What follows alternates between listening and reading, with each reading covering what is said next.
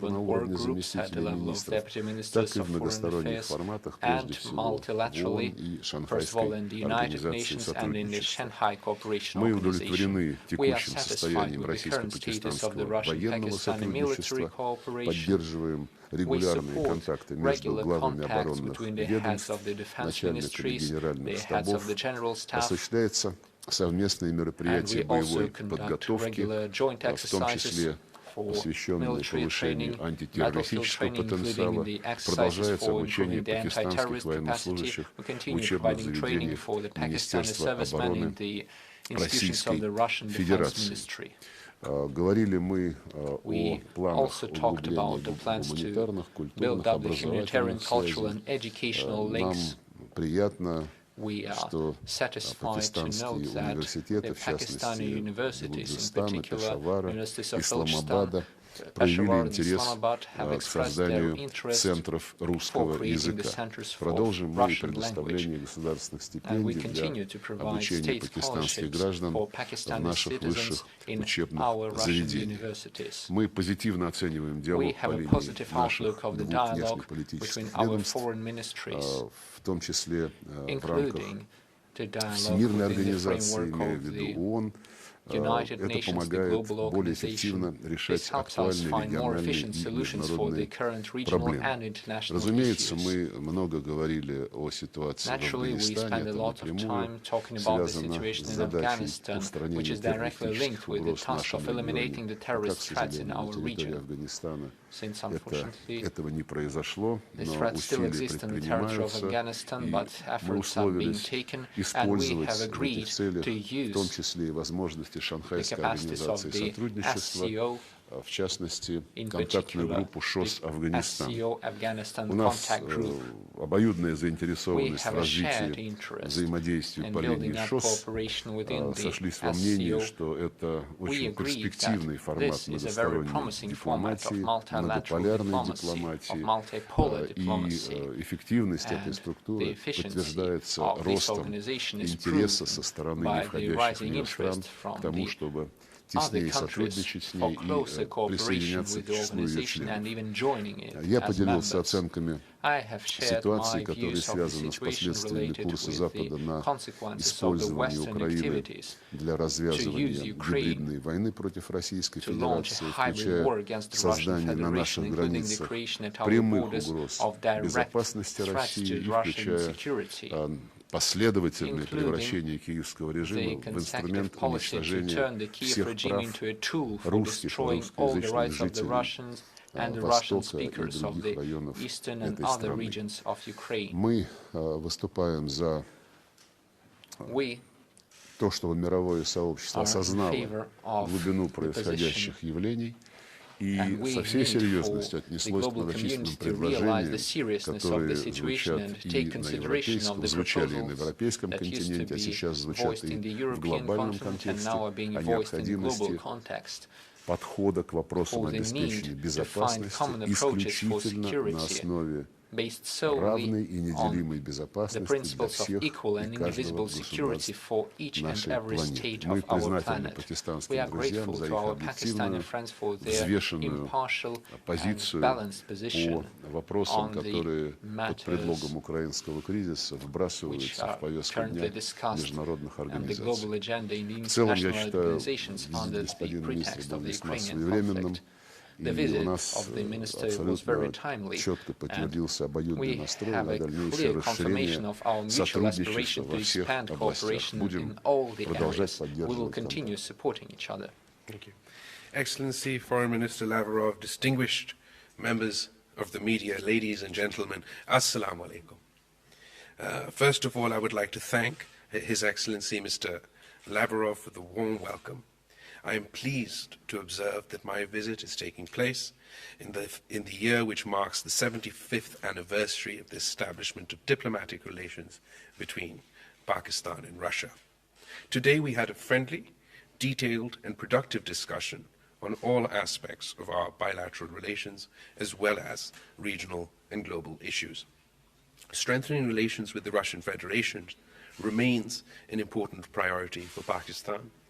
We believe that Pakistan-Russia relations not only serve our respective national interests, but also contribute to regional and global stability and security. We intend to intensify cooperation with Russia in the areas of trade, economy, security, counterterrorism, defense, as well as cultural, educational, and people-to-people contacts. Last year in September, Prime Minister Shehbaz Sharif and President Vladimir Putin had a successful summit meeting in Samarkand. Just recently, the 8th session of the Pakistan-Russia Intergovernmental Commission on Trade, Economy, Scientific and Technical Cooperation was held in Islamabad. The IGC covered a wide agenda encompassing economic, trade, and especially energy cooperation. Pakistan views Russia as an important player in the West, South, and Central Asia. Pakistan and Russia have good cooperation on Afghanistan. We aim to continue cooperation with our Russian friends on realizing our common goals of peace and stability in Afghanistan. We also discussed bilateral cooperation at multilateral fora, especially within the United Nations and the Shanghai Cooperation. We have a firm belief that all conflicts can be resolved peacefully and that there are no obstacles which diplomacy cannot surmount. The Ukrainian conflict is no exception. Developing countries like Pakistan are facing negative consequences in terms of its economic impact. We trust that the strong tradition of diplomacy of the Russian state will help achieve a peaceful resolution of the conflict. I would like to thank once again my gracious host, Minister Lavrov, for his invitation. We hope to continue high-level contacts and reiterate Pakistan's commitment to deepening and strengthening relations with the Russian Federation. I thank you. Пожалуйста, пакистанский телевизионный канал. Please, the Pakistani television. Assalamu alaikum, good afternoon. Mr. Bilawal, Bhutto, Zardari sahab, this year's Pakistan and Russia are celebrating 75th anniversary of the diplomatic relations. Your grandfather, Zulfikar Ali Bhutto, tried to deepen relationship with Soviet Union. Whereas your mother, Mohtarma Benazir Bhutto, and your father, Mr. Asif Ali Zardari, made all efforts to establish good ties with Russia. Today, how do you see this relationship between two countries? Thank you so much for your question, particularly noting the three-generational input from my family in enhancing Pakistan-Russia relations.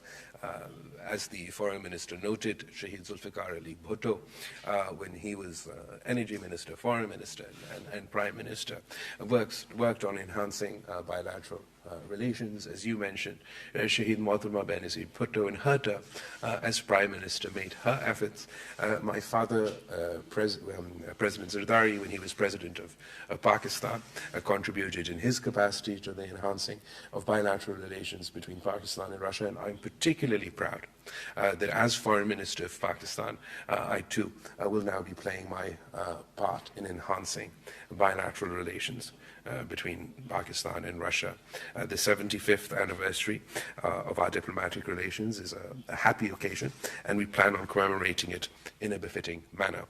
Our growing relations are characterized by increased pace of high-level exchanges, including the summit meeting last year in September in Samarkand, and our communication ministers visited Moscow last November for the signing of an agreement on international road transport. Our Minister of State for Petroleum had fruitful meetings in Moscow in December 2022 and on expansion of energy cooperation. And as I already mentioned, we've held a successful 8th session of the Intergovernmental Commission in Islamabad earlier this month. Also, the special representative of Russia and Afghanistan visited Islamabad. There is will and enthusiasm on both sides to not only follow up through with our existing plans for cooperation, but also to look for new vistas of cooperation for a brighter future between our two countries. Thank you. Уважаемый Сергей Викторович, ранее между Москвой и Карачи были прямые два авиарейсов. Обсуждается ли возможность возобновить сообщения между двух странами? Да, такая возможность обсуждается между соответствующими властями, лицом властями России и Пакистана. Здесь, как вы сами понимаете, немаловажное значение имеет коммерческая составляющая. To the commercial component, and we are considering this matter. Thank you. Следующий вопрос, пожалуйста, The next question from Lenta.ru. Добрый день, Валентина Шварцман, Лента.ру. Если позволите, у меня по вопросу каждому из министров. Сергей Викторович, партнерство в рамках ШОС — это один из самых важных треков сотрудничества между Россией и Пакистаном, и уже многие страны проявили интерес к вступлению в данную организацию. Можете, пожалуйста, сказать, какие страны могут войти в ШОС уже в этом году, и пополнился ли список кандидатов или стран, желающих вступить в эту организацию, новыми государствами, о которых ранее не сообщалось? И вопрос министра иностранных дел Пакистана. Последние недели Россия и Пакистан ведут активные переговоры о заключении соглашения по поставкам нефти. Когда ожидать подписания этой сделки? И удалось ли Пакистану получить какие-то гарантии от США, что они не будут препятствовать данной сделке, что они не будут вводить вторичные санкции? И в какой валюте будет в данном случае оплачиваться российский нефть? Спасибо большое. Thank you very much. Что касается вопроса о расширении Шанхайской организации сотрудничества, то на очереди присоединение Исламской Республики Иран в качестве полноправного члена. Наш шаг позади, но тоже уже в русле официальных процедур присоединения к членству в ШОС Беларусь.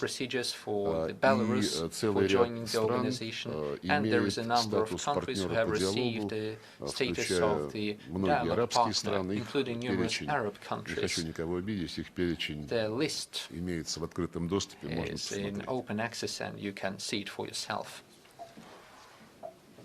Thank you for your question. Indeed, we've had and continue to have detailed conversations on energy cooperation between Pakistan and Russia. As you may be aware, Pakistan faces severe energy crises and problems. We are faced with an exorbitant import bill as far as hydrocarbons are concerned, and I am expecting positive progress on our discussions between Pakistan and Russia on energy cooperation. The recent visit to Pakistan also, I've received incredibly positive feedback on the topic. And as far for other countries, I expect them not to interfere in the bilateral relations between Pakistan and Russia. We absolutely will do whatever is necessary to provide our people with the necessities that they require. The people of Sindh, the people of Balochistan, the people of South Punjab, the people of South Pakhtunkhwa were devastated by the most historic climate catastrophe that we have ever witnessed in the floodings that we faced last year. As a result of that, we have severe economic challenges that Pakistan are facing at this point in time, and we will certainly do whatever we can to alleviate, to reduce the difficulties that the poor people of Pakistan are facing. Пожалуйста, известия. Здравствуйте. У меня один вопрос для обоих министров. Как вообще сейчас проходят переговоры по строительству пакистанского потока и когда, собственно, начнется реализация договоренности? Я начну тогда, с вашего позволения. Мы уже сказали, что этому вопросу, среди прочего, было посвящено заседание Межправительственной комиссии по торговому и экономическому сотрудничеству, которое состоялось 10 дней назад в Исламабаде. Вопрос находится уже в продвинутой стадии проработки. Уверен, что в самое ближайшее время прогресс будет зафиксирован дополнительно, но хотел бы в этой связи остановиться на том, что прозвучало в вопросе моему коллеге относительно гарантий Соединенных Штатов, что они не будут препятствовать нашим сделкам в сфере энергетики. Препятствовать они, конечно, будут. Соединенные Штаты всем буквально, публично, не стесняясь, достаточно has no shame, and they act in a very arrogant manner and saying to everyone that they should not deal with Russia. There were recently threats for China as well as India and Turkey. There is essentially no country which hasn't received such neo-colonial messages from the United States.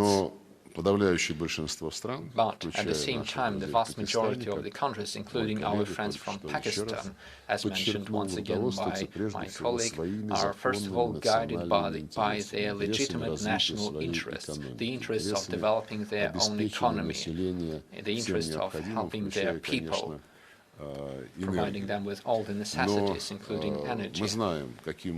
But we know what actions can be used by our Western colleagues. These are not only the threats of secondary sanctions, they also resort to terrorist attacks, as it happened with the explosion of the Nord Stream and Nord Stream 2. Remember, as soon as that happened, an hour or two later, the former Minister of Foreign Affairs of Poland, Mr. Sikorski, immediately wrote a tweet saying thank you to the United States of America. He quickly removed the tweet, but as it turns out, the truth cannot be hidden. And recently speaking in Congress, Madam Victoria Nuland, the Deputy Secretary of State, said that last year numerous senators and she personally and the State Department were happy to note that Nord Streams had turned into a pile of metal at the bottom of the Baltic Sea. Забавное такое признание, но на этом фоне еще забавнее то, что сказал господин Олаф Шольц is the words of Mr. Olaf Scholz in his interview that was released yesterday in one of the German newspapers. He was asked when the investigation would be over, and he said that the explosions took place in the waters of Sweden and Denmark, that the investigation was difficult and it was still going on, and in countries that respect the rule of law, like Germany, the officials shall refrain from any suppositions and only speak out when they have the solid proof. That was a quote from Olaf Scholz. Let me draw your attention to the fact that no one was even thinking of following the advice of Mr. Scholz and the principle, which is valid in all the states. Подавляющее большинство стран Евросоюза под давлением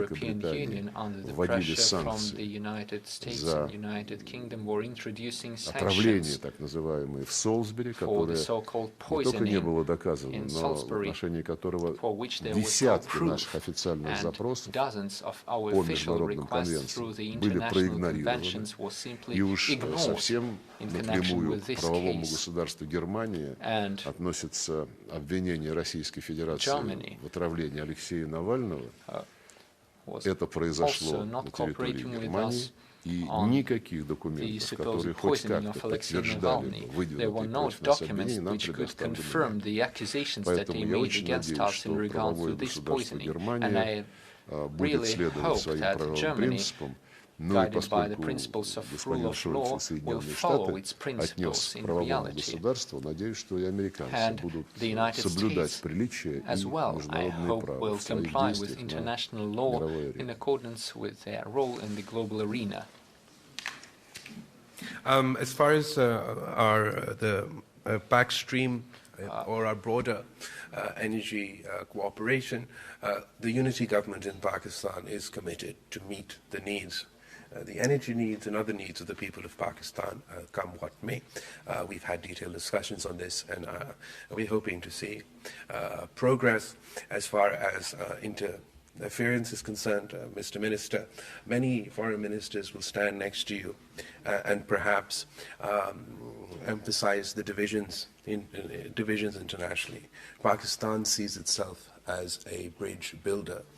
We want to see cooperation regionally, internationally, and even between the great powers. We value our relationship with Russia. We don't see it as contingent to developments in international relations. We equally value our relationship with the United States and with Europe, Pakistan will consistently be a voice for peace, dialogue, and diplomacy in the international community. We have consistently advocated for a peaceful resolution to these disputes that obviously affect the people of Russia, affect the people of Ukraine, affect the people of Europe, affect the people of America, but also affect the people in the developing world. And we are hopeful that dialogue and diplomacy will prevail over polarization and conflict. И завершающий вопрос, пожалуйста, And the спутник. final question from the Sputnik Добрый день, agency. Ксения Шакалова, информационное агентство «Спутник». У меня вопросы обоим министрам. Согласно официальным заявлениям, встречи группы соседей Афганистана, в том числе на министерском уровне, состоятся в первом квартале этого года. Определены ли уже дата и место проведения министерской встречи? Какие вопросы планируется обсудить в ее ходе?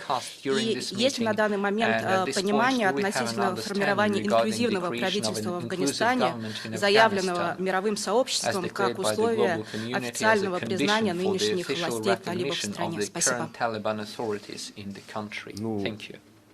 Чтобы быть конкретным, все-таки замечу, что формирование инклюзивного правительства в Афганистане – это не условие, заявленное мировым сообществом, это обязательства, которые провозгласили талибы, когда взяли власть в Афганистане, что создание инклюзивного этнополитического правительства будет одной из их целей. И мировое сообщество, естественно, ожидает, что это обязательство будет выполнено. Да, это будет иметь наряду с другими вещами принципиальное значение для международно-правового юридического признания этого правительства. Тем не менее, отсутствие такового на данном этапе мы ни в коем случае не рассматриваем как препятствие для того, чтобы развивать с Кабулом, с талибами полноценный диалог, в том числе в интересах продвижения того самого инклюзивного устройства, о котором только что шла речь. Этой теме и в целом вопросам, которые связаны с преодолением проблем в Афганистане и вокруг него, посвящены многие мероприятия. Россия вносит свой вклад и проводит встречи в рамках так называемого московского формата. Очередная состоялась прошлой осенью. Наши друзья в Узбекистане также проявляют активность. И формат соседей Афганистана как раз тот формат, который они хотят укреплять. Аналогичные темы продвигают и в том же примерно формате, формат соседей Афганистана, представители Китайской Народной Республики. Встреча планируется на первый квартал ориентировочно, вы правы, когда определится место ее проведения, когда об этом будет объявлено. Конечно же, мы будем готовы вам более подробную информацию предоставить. Но с нашими пакистанскими коллегами мы активно взаимодействуем на этом этапе. Same question for me. As far as Afghanistan is concerned, I think that Russia and Pakistan have a lot in common in the way we view things. And I absolutely endorse what the foreign minister is saying. Whether it is the issue of an inclusive government, whether it is the issue of terrorism, whether it is the issue of rights, these are not prerequisites or demands from our side. These are promises that the interim government of Afghanistan made with the international community. These are promises that the interim government of Afghanistan made with their own people. And I believe that it would help us help them if they were to fulfill their commitments to their own people. Спасибо. Thank you. Thank you so much. Thank you.